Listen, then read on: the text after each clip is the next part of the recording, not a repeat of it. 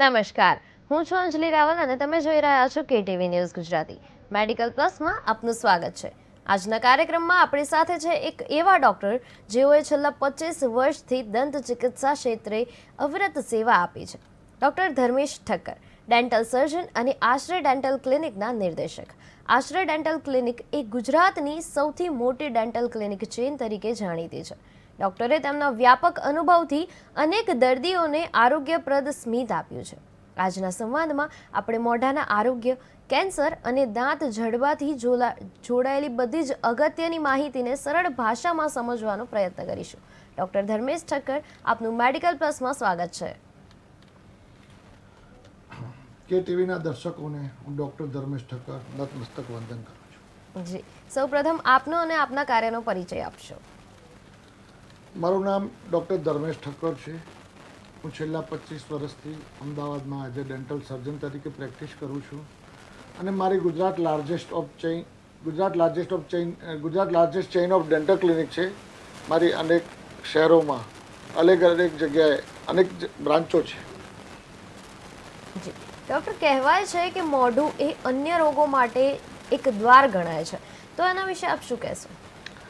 જી, લોકો ઘણીવાર એવું પૂછતા હોય છે કે ખાલી દાંત અને મોઢાના રોગોમાં કોઈ મોટી વસ્તુ નથી, પણ હું કેટીવીના દર્શક મિત્રોને જણાવીશ કે મોઢું એ અનેક રોગોનું એ દ્વાર છે.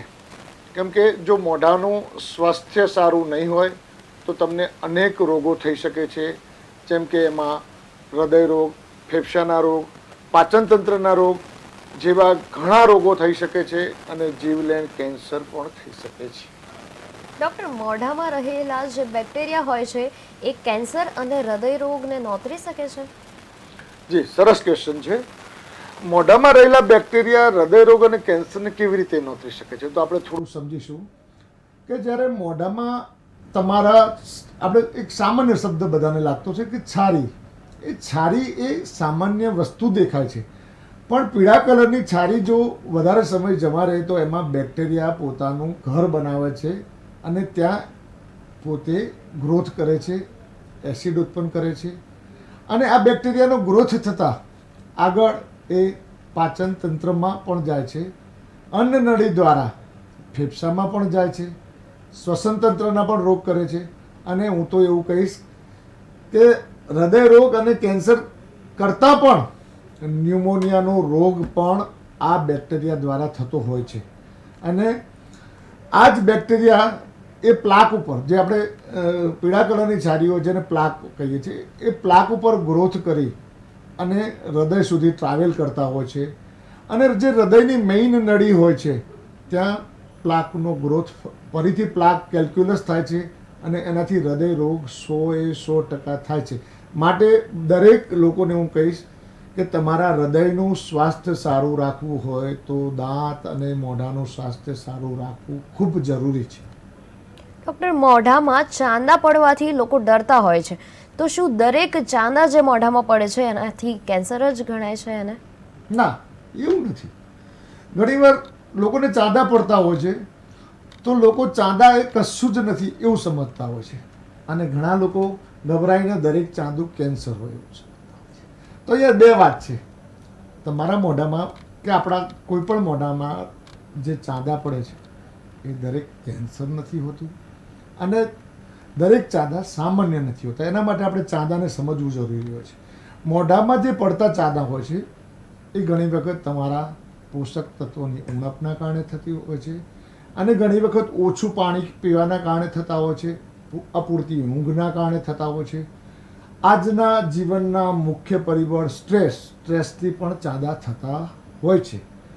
તો આવા ચાંદાને મેડિકલ ભાષામાં ઘણી વખત એપ્થસ અલ્સર કહેવામાં આવે છે. એ એપ્થસ અલ્સરની સાઇઝ હોય છે, એ સાઇઝ અમુક લિમિટેડ પીરિયડમાં જાતે હીલ થઈ જાય છે, સેલ્ફ હીલ થઈ જાય છે, તો મટી જતા હોય છે. અને ઘણી વખત પોષક તત્વોની ઉણપ હોય તો ડૉક્ટર તમને વિટામિન B12 આપે છે, ફોલિક એસિડ આપે છે, એના દ્વારા મટી જતા હોય છે. અને ઘણા ચાંદા એવા હોય છે કે તમે 15 દિવસ થાય, 20 દિવસ થાય, મહિનો થાય તો પણ મળતા નથી. ઘણી વખત એ પેઇનફુલ હોય છે, એનો ગ્રોથ થાય છે. ત્યારે આવા ચાંદાને તમારા દાંતના ડૉક્ટરને પહેલાં બતાવી એનું નિદાન કરવું જોઈએ. અને કેન્સર છે કે પ્રી કેન્સરસ છે. પ્રી કેન્સરસ પણ હોઈ શકે, એનાથી ગભરાવાની જરૂર નથી. હું આગળ આપણે સમજાવીશ કે કેન્સરસ અને પ્રી કેન્સરસ શું છે, પણ એનાથી ગભરાવાની જરૂર નથી. દરેક ચાંદુ કેન્સર છે એવું પણ સમજવાની જરૂર નથી, અને દરેક ચાંદુ સામાન્ય છે એવું પણ સમજવાની જરૂર નથી. મેં જેમ કહ્યું એમ એકાદ વીક, 10 દિવસ કે મેક્સિમમ 2 વીક સેલ્ફ હિલિંગનો ટાઈમ હોય છે. એ સેલ્ફ હિલિંગનો ટાઈમ વિટામિન યુના B12, ફોલિક એસિડ એ બધું લેતા પણ ના મટે તો તમારે જરૂર એની તપાસ કરાવીને સમજવું જોઈએ કે આ ચાંદુ શેનું છે. ઘણી વખત તમારા મોઢામાં શાર્પ એજ એટલે કે દાંતની અણી પણ તમને ચાંદુ કરી શકે છે. તમારા મોઢામાં રહેલી કેપની પણ જો કેપ હોય કે બ્રિજ હોય એ પણ શાર્પ થઈ ગયો એના દ્વારા પણ ચાંદુ થાય. અથવા તો તમે ચોકઠું પહેરતા હોય, એ ચોકઠું તમારું પ્રોપર ફિટ ના બેસતું હોય એના કારણે પણ ચાંદુ થતું હોય છે. આ જ પ્રકારના ચાંદાઓ ઘણી વખત એને ટ્રોમેટિક અલ્સર કહેવામાં આવે છે. આ ટ્રોમેટિક અલ્સરને અવગણના જો તમે કરશો તો એમાંથી 100% કેન્સર પણ પરિવર્તિત થઈ શકે છે. જી ડૉક્ટર, લોકોનો એક સવાલ હોય છે કે મને કોઈ પણ વ્યસન નથી છતાં મોઢાનું કેન્સર કેમ? આના વિશે આપ શું કહેશો? જી, ઘણીવાર લોકો એવું કહે છે કે હું તો ધાણાદાર પણ નથી ખાતો તો પછી મને કેન્સર કેમ? તો બહુ સમજવા જેવી વાત છે કે કેન્સર વ્યસનથી થાય છે, 100% થાય છે. વ્યસન હોય તો કેન્સર થવાની શક્યતા પૂરેપૂરી છે. પણ ઘણી વખત ઘણા વ્યક્તિ એવા આવે છે કે જેને દાણાદાર પણ નથી કરતો છતાં તેને ઓરલ કેન્સર ડાયગ્નોસિસ થાય છે કે નિદાન થાય છે. તો એ કેમ? તો એનું કારણ તો કહું. પહેલું તમારા દાંત, મોઢા અને જડબા એટલે કે ઓરલ હાઇજીનની જાળવણી. તમારું બેડ ઓરલ હાઇજીન મુખ્ય કેન્સરનું કારણ બની શકે છે. બીજું, મેં હમણાં આગળ કહ્યું એમ પોષક તત્વોની ઉણપ, સ્ટ્રેસ, અને ત્રીજું ખૂબ જરૂરી વાયરસ, જેમ કે હ્યુમન પેપિલોમા વાયરસ. ઘણી વખત જાતીય રોગોના કારણે પણ એ તમારા મોઢામાં વાયરસ દેખાતા હોય છે. એટલે બેક્ટેરિયા અને વાયરસના કારણે તમારું કોઈ પણ વ્યસન ના હોવા છતાં પણ કેન્સર થઈ શકે છે. જેમ મેં આગળ સમજાવ્યું એમ માલ ડેન્ચર એટલે કે ફિટિંગ વગરનું ચોકઠું, એના કારણે પડતું ચાંદુ, એમાંથી પણ કેન્સર થઈ શકે છે. અને કેન્સર હંમેશા ડાયરેક્ટ ચીનો વગર નથી થતું, એટલે એટલું બધું ગભરાઈ જવાની જરૂર નથી. કેન્સરની પહેલાં પ્રી કેન્સરસ સ્ટેજ હોય છે. એટલે તમને ક્યાંય પણ કોઈ પણ જાતનો ડાઉટ લાગે તો તમારા ડેન્ટિસ્ટને મળો. એ પ્રી કેન્સરસ છે કે કેન્સરસ છે એ તપાસ કરાવવી જોઈએ. ડૉક્ટર, કયા ટેસ્ટ દ્વારા ખબર પડે છે કે મોંનું કેન્સર થયું છે? જી, આપણે એની જ આગળ વાત કરીએ કે તમારા મોઢામાં ચાંદુ પડ્યું હોય અથવા તમારા મોઢામાં કોઈ સફેદ ગ્રોથ દેખાય ત્યારે લોકો ડરી જતા હોય છે અને ડૉક્ટર પાસે ડરીને જતા હોય છે. અને અત્યારે મેડિકલ પ્રોફેશનમાં ઘણી વખત લોકો આડા હાથે પણ ફસાઈ જતા હોય છે. તો તમારે કેન્સર છે કે નહીં, પહેલાં એ ચાંદાની કે એ ગ્રોથની બાયોપ્સી કરાવવી જોઈએ. પછી આગળ બીજા ટેસ્ટ હોય છે, પણ પહેલું ટેસ્ટ એ બાયોપ્સી છે. બાયોપ્સી પછી તમારે સીટી સ્કેન થાય, MRI થાય, ઘણું બધું થાય. તમારું કેન્સર કયા સ્ટેજનું છે, કયા સ્ટેજનું નથી એ પણ જાણી શકાય છે. કેન્સરના જનરલી 4 સ્ટેજ હોય છે. પહેલા અને બીજા સ્ટેજમાં કેન્સરમાં તમને નાની એવી ગાંઠ દેખાય છે. ત્રીજા અને ચોથા સ્ટેજમાં કેન્સર આગળ પ્રસરી જતું હોય છે. તો તમારે પહેલાં તમારા ડૉક્ટર પાસે સલાહ લેવી જોઈએ. એટલે તો કહીએ છીએ કે ભાઈ તમે prevention is better than cure. Regular checkup કરાવો. તમારા મોઢામાં ક્યાંય કેન્સરના ચિહ્નો છે કે નથી. ઘણી વખત પ્રી કેન્સરસ પણ હોય છે. ઘણી વખત તમારા માલ ફંક્શનલ ડેન્ચર હોય કે કેપ હોય કે કોઈ દાંતની અણી હોય એ પણ એને પ્રોપર કરાવી શકો છો. અથવા ઘણી વખત તમારું પ્રી કેન્સરસ સ્ટેજ હોય તો તમારે કોઈ વ્યસન હોય તો એ વ્યસન પણ છોડીને એ કેન્સર ના થાય એના માટે તમારે સાવચેતીના પગલાં લઈ શકાય છે. ડૉક્ટર, માથામાં દુખવું, કાનમાં દુખવું કે પછી તાવ આવવો, આ બધી જે બીમારી હોય છે એને મોઢાના આરોગ્ય વિશે કોઈ એનાથી લેવા દેવા ખરા? જી, સરસ ક્વેશ્ચન. ઘણા લોકોને માથામાં દુખતું હોય છે, કાનમાં દુખતું હોય, ઝીણો તાવ આવતો હોય તો જનરલી પોતાના જનરલ ફિઝિશિયનને બતાવતા હોય છે કે ફેમિલી ડૉક્ટરને બતાવતા હોય છે. અને ઘણી વખત એમાં આડા ચક્કરોમાં પણ ફસાઈ જતા હોય છે લોકો. ઘણી વખત કાનમાં દુખતું હોય કાનના ડૉક્ટર એમ કહે કે ભાઈ આ છે કે તેમ છે. ઘણા સારા કાનના ડૉક્ટર કહે છે કે ભાઈ મારું કાનનો કોઈ સબ્જેક્ટ નથી, તમે દાંતના ડૉક્ટરને બતાવો. તો ઘણી વખત કાનમાં દુખવું એ ડાપણની દાઢ આડી હોવી, ત્રાંસી હોવી ને કનેક્ટેડ 100% છે. આને ક્યારેક ડાપણની દાઢની નસ એટલે કે તમારે ડાપણની દાઢ ત્રાંસી હોય તો એની નીચેની નસ દબાતી હોય તો તમને માથાનો દુખાવો કન્ટિન્યુઅસ રહી શકે છે. અને એ ડાપણની દાઢ પૂરી ના બહાર આવી હોય એટલે કે એનું ઇરપ્શન હજી પૂરું ના થતું હોય અને જગ્યા ના મળતી હોય તમારા જડબામાં, એ સમયમાં ત્યાં ઇન્ફેક્શન પણ થાય છે અને એ ઇન્ફેક્શનના કારણે ઘણા પેશન્ટ દર્દીઓને ઝીણો તાવ પણ આવતો હોય છે. તો આવા કેસમાં પણ તમે તમારા દાંતના ડૉક્ટરને એક વખત ચોક્કસ બતાવવું જોઈએ અને એક્સરે લઈને નિદાન કરાવવું જોઈએ કે ભાઈ આ મને દુખાવો ડાપણની દાઢનો છે કે નહીં. હું આ વાતમાં એક આગળ વાત કરીશ. મારી પાસે એક દર્દી આવ્યા હતા, ઘણા વર્ષથી એ ન્યુરોબિઝેશનની દવા લેતા હતા કે મને બસ માથામાં કન્ટિન્યુઅસ દુખાવો રહ્યા જ કરે છે. કોઈકે મારો રેફરન્સ આપ્યો અને મને મળ્યા. મેં એમના એક્સરે દ્વારા જાણ્યું કે એમની ડાપણની દાઢની નીચેની નસ દબાય છે અને ડાપણની દાઢ ત્રાસી છે. તો એ ડાપણની દાઢ કાઢવા પછી એમનો માથાના દુખાવો કાયમી રાહત થઈ ગઈ. એટલે માથામાં દુખાવો હોવો, કાનમાં દુખાવો હોવો એ ડાપણની દાઢના કારણે યસ શક્ય છે.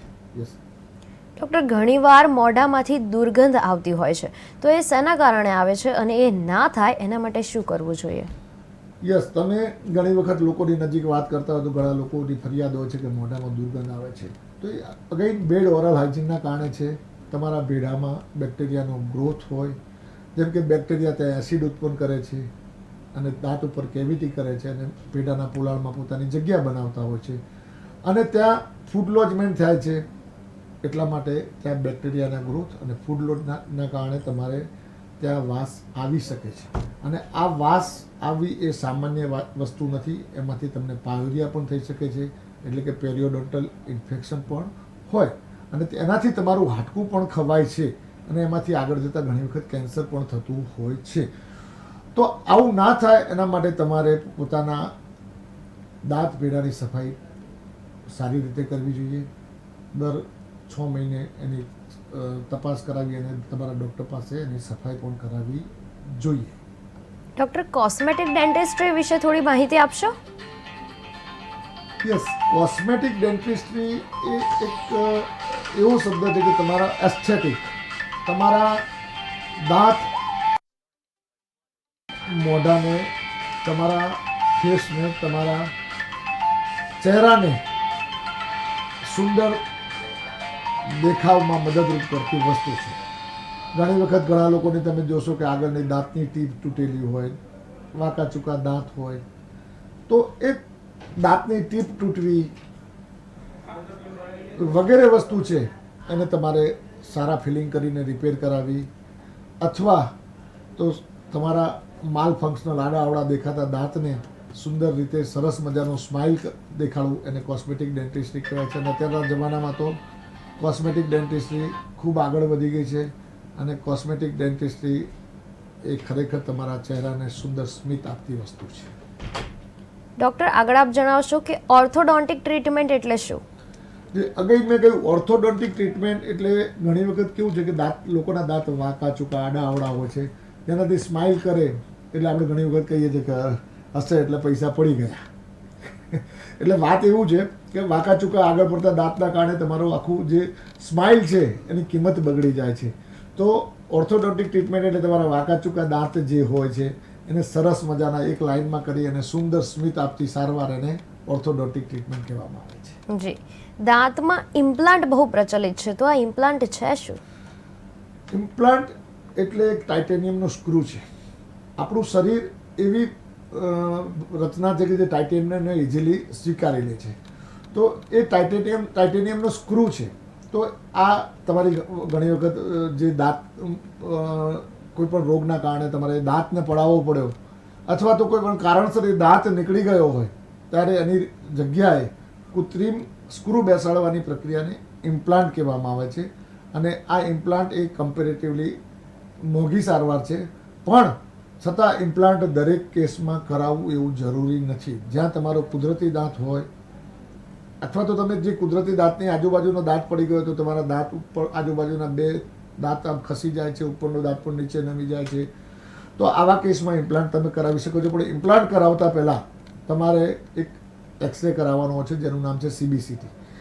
એ CBCT દ્વારા તમે જાણી શકો છો કે તમારું હાડકાની સાઇઝ કેવી છે, જી. હાડકાની ક્વોલિટી કેવી છે. જો હાડકાની ક્વોલિટી સારી હોય, ઇનફ સાઇઝ હોય તો તમારે ચોક્કસ ઇમ્પ્લાન્ટ કરાવી શકાય. જી ડૉક્ટર, ઘણા લોકોને દાંતમાં દુખાવો હોય છે અને મોંમાં ખરાબ સ્વાદનો અનુભવ પણ થાય છે, તો એનું શું કારણ? બસ એનું મુખ્ય કારણ છે બેક્ટેરિયાનો ગ્રોથ. તમારા મોઢામાં બેક્ટેરિયાનો ગ્રોથ છે, તો જેમ મેં કહ્યું કે પેરિયાપેકલ અને પેરિયોડોન્ટલ અલગ અલગ ઇન્ફેક્શન હોય છે, એટલે કે દાંતના મૂળિયાની નીચે પણ ઇન્ફેક્શન થાય અને ભેઢામાં પણ ઇન્ફેક્શન થાય. તો આવા કેસમાં તમારે દાંતના ડૉક્ટરની મુલાકાત લેવી જોઈએ અને ત્યાં બેક્ટેરિયાનો ગ્રોથ છે કે નહીં તપાસ કરી અને યોગ્ય સારવાર કરાવવી જોઈએ. ડૉક્ટર, ઠંડુ કે ગરમ ખાવાથી દાંતમાં સેન્સિટિવિટી થતી હોય છે, તો એનું શું કારણ હોઈ શકે? ઘણા લોકોને ઠંડુ અને ગરમ ખાવાથી એવું કહેતા હોય છે કે મને દાંત કળે છે, અથવા તો તમે એક ગુજરાતી શબ્દ સાંભળ્યો છે કે ખાટું ખાવાથી દાંત અંબાઈ જાય છે. તો આવા કેસમાં હું તમને થોડી માહિતી આપીશ કે દાંત એ ઇનેમલ, ડેન્ટિન અને પલ્પ એમ 3 લેયરના બનેલા હોય છે.